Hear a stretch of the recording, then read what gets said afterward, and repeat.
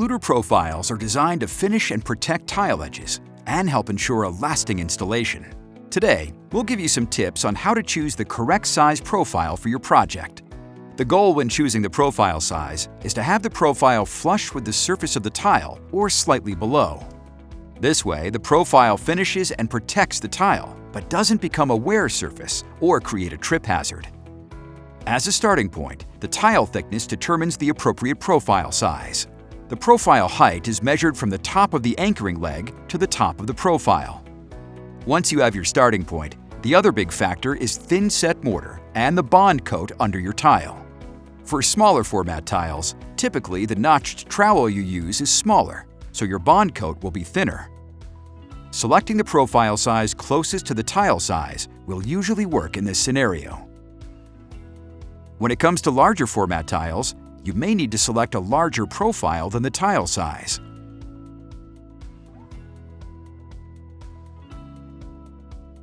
Let's take a look at an example.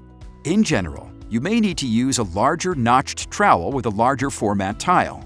This will apply more thin-set mortar to get full coverage and contact between the substrate and the back of the tile.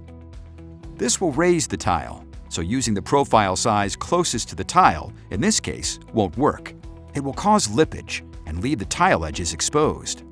If we use the next size up of the profile, while it looks like it's too large during a dry fit, with thin-set mortar application, it will work perfectly. It's all about coverage. A larger format tile may require a larger trowel for proper coverage and support. So the lesson to be learned here is that the profile size you need depends on the tile thickness and the bond coat thickness underneath the tile.